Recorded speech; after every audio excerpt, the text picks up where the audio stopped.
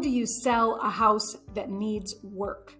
The selling process is already complicated enough, but when you add noticeable problems with the property into that equation, it can make the home sale even more complicated. Inventory is increasing and buyers have more options. So your house, which needs repairs, will not likely be their first choice. And when they're interested in purchasing, they may make an offer that's less than what you wanted to sell it for.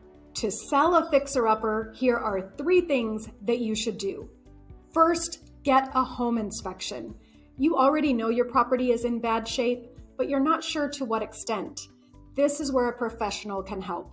A home inspector will locate those problems and give you a complete rundown of each of them. Once you've identified what needs to be fixed, you can evaluate whether you can afford to fix those items or if you will just sell as is. And remember, disclosing the issues of your home to would-be buyers is required by law.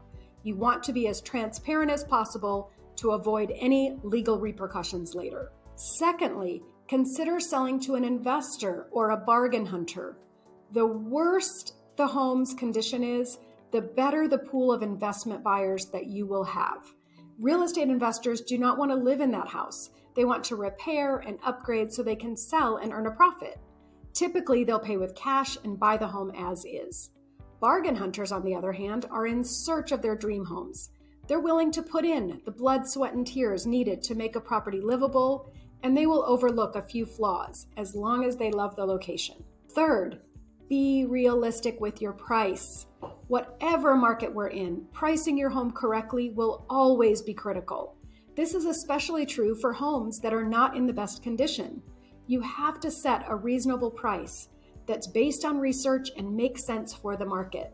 The best way to do this is to work with a real estate professional. An experienced realtor can use their resources and connections to ensure you get the best possible price for your home.